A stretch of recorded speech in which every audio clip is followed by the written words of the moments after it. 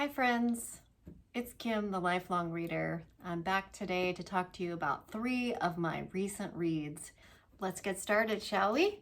So the first one I want to talk to you about is The Trackers by Charles Frazier. This book was released in 2023, and Charles Frazier is an American Southern writer, and his specialty is historical fiction.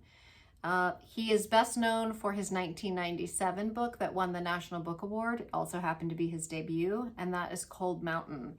And really, Cold Mountain became very popular because it was adapted into a film, and a couple of the Oscars that year were nominations for that movie, and Renee Zellweger actually won the Best Supporting Actress Oscar for her role in Cold Mountain. So that really brought this novel to the light for people. So that's where you might have heard the name Charles Frazier before.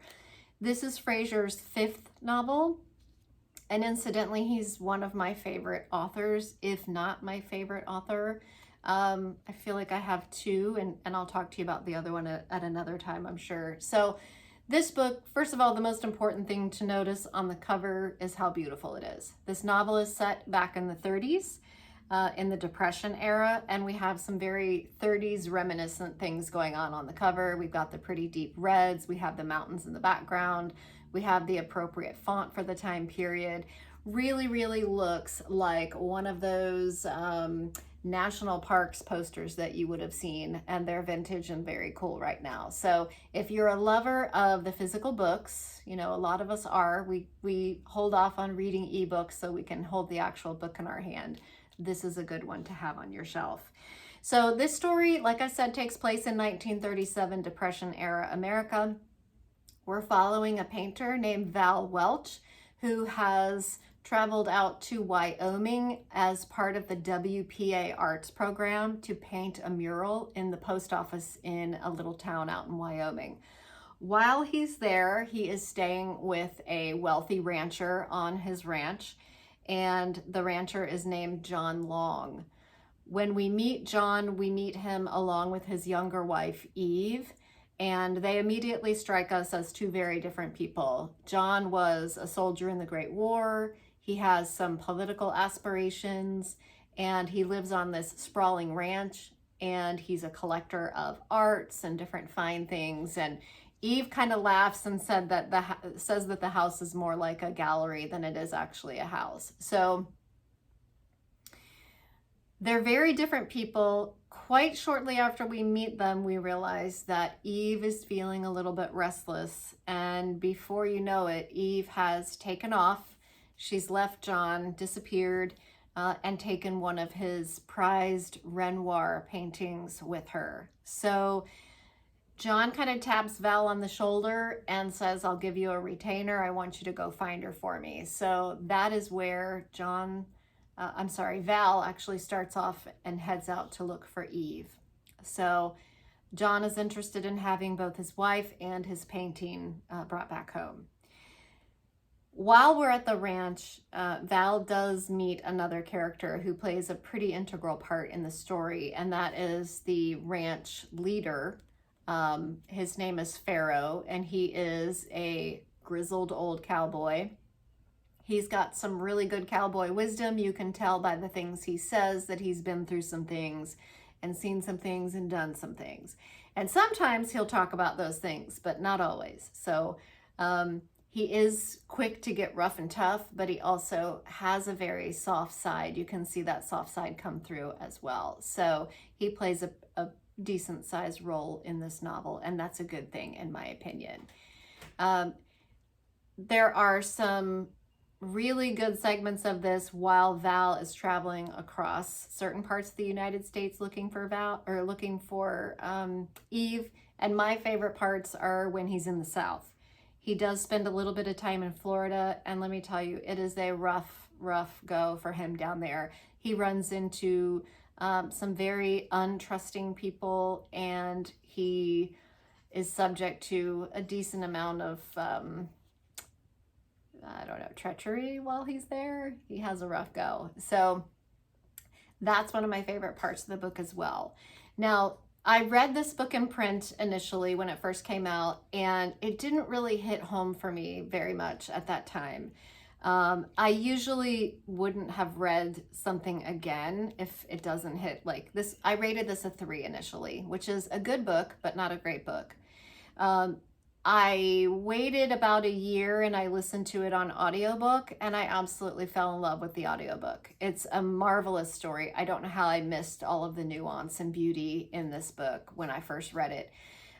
It could be that the audiobook is narrated by Will Patton. He does a marvelous job narrating the book. So it really hit home with me the second time. 4-star read all the way. Definitely recommend this. If you're interested in Depression era America and seeing kind of a different side, seeing the wealthier side. Not that Val's wealthy, he's certainly not wealthy. He has his own story, which he tells us. But seeing Long and how Long kind of works to get Eve back. Really interesting story. And next up, this should be under the heading that BookTube made me do it. This is Razorblade Tears. It's a 2021 release by S.A. Cosby. And when this book was initially released, it was really everywhere on BookTube. People absolutely loved it. It was recommended by a lot of the people that I followed. So in this novel, we meet 2 fathers. One is black, that is Ike, and one is white, that is Buddy Lee. And they have a couple commonalities. One is that they were both spending some time in prison at one time. So they consider themselves ex-convicts. So that's one commonality. Their second commonality is that their sons were married to each other and they were both also murdered together. So Ike and Buddy Lee find themselves teaming up to try to figure out what happened to their sons. And when they start to embark on parsing apart this mystery, they find themselves in a lot of trouble. So pretty soon they have to put their heads together and figure their way out of things together, which is what I was really interested to see what they would do and how they would do it. Now this novel is fairly violent. There is a lot of foul-mouthed characters. They are crass, they are crude, and there is a little bit of gore as well. All that said, I still really cared about these 2 characters at the end of this book. If anything, they did endear themselves to me. I don't know if it's, I don't want to give any spoilers, but they did actually, at the end, I still liked them just like I did in the beginning. So don't let that turn you off if that's not your usual book style. Generally, if I'm reading or if I'm exposed to something like that, it's going to be in a movie. And it was different for me to have that in a book. So I was curious to see how that would be handled by the author. The pacing of this was really good. I knew that every time I came back to this book, I was going to be picking it up and we were going to be walking into trouble again here in a few pages. So it was definitely something that I was excited to get back to. One negative on this, Cosby uses a lot of simile in his writing to the point where first I thought, am I noticing a lot of that? And then I thought, is this me? And then I started counting them. And in a span of 2 pages, I came across 5 similes. And they were similes that felt to me like they were shoehorned in, like they didn't really fit. Like someone who's in a fight and they're knocked down onto the floor and they're on all fours. And Cosby will describe them as on all fours, like someone looking for gold dust. I mean, it just doesn't fit. It doesn't fit your narrative and your picture in your mind as the reader. So it pulls you out of the narrative and you start to kind of go, that doesn't seem to make sense. So I wondered if it was me, but after I finished the book, I did do a quick Google search, and apparently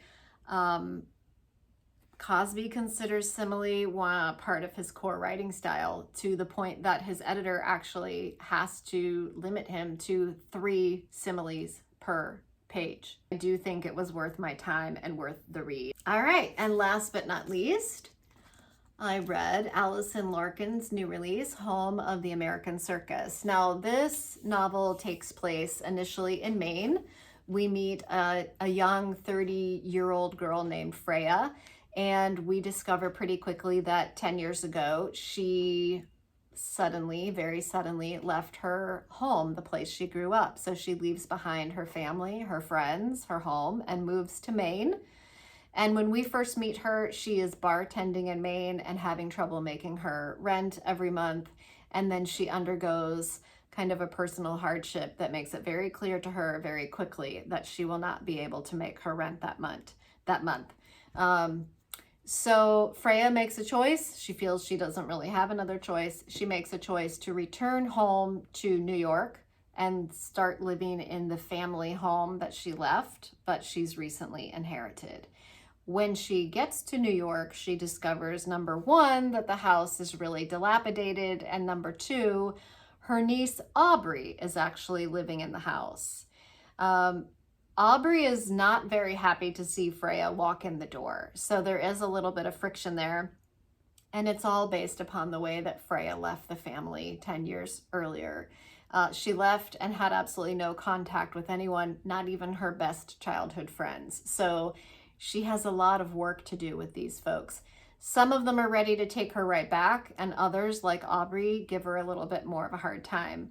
But I'll tell you, the scenes between she and Aubrey and the gentle reparation of that relationship were my favorite parts of the book. Freya left for a reason, and you are propelled along through the story because you're kind of wondering, how is she going to make amends with Aubrey without actually telling Aubrey why she left? Because it seems like that would probably do more damage than help things. So it's interesting to watch that move along. And Larkin gives us little hints, so we're not shocked when we find out what happened. We do get a little bit of a scene to know what's coming up. So this book also, of course, like all books, I want to tell you what the drawback was for me. And not everybody will feel this way, but I did look at the reviews on Goodreads after I was finished, and I could tell that I wasn't the only one who felt this way. The first, and I hate to say 200 pages, but this book is over 400 pages. The first 200 pages kind of drug for me. I like her writing. I think I was waiting on some positive changes maybe that I wasn't seeing. And then finally we get to a point where things start to turn. And I'm someone who doesn't enjoy confrontation and arguments and family drama. And I think I was just kind of stuck in that for a little bit. But once we get a little bit beyond that, the story really starts to move, and I did appreciate it. Home of the American Circus references the fact that this novel is set in Somers, New York. And Somers, New York is where Hecaliah Bailey lived.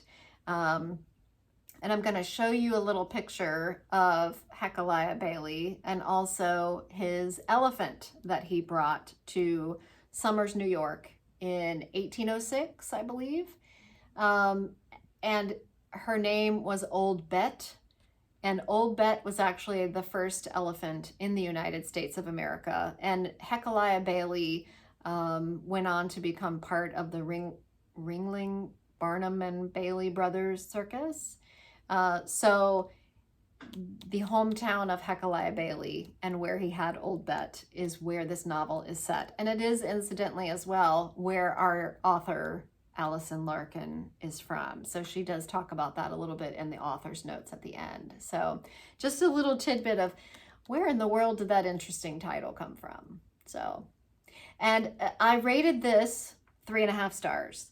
I do feel like if you were 10 to 15 years younger than me, maybe in your early 30s, 40s, you would probably relate a little bit better to the story than I did and like it even more than a 3.5 star read. So, all right, everybody, there you have it. 3 great novels that I'd like to suggest to you. Hopefully you found a read today. If you have any comments, if you've read any of these books, please let me know down below. And I'll be back to you soon with another video. Bye.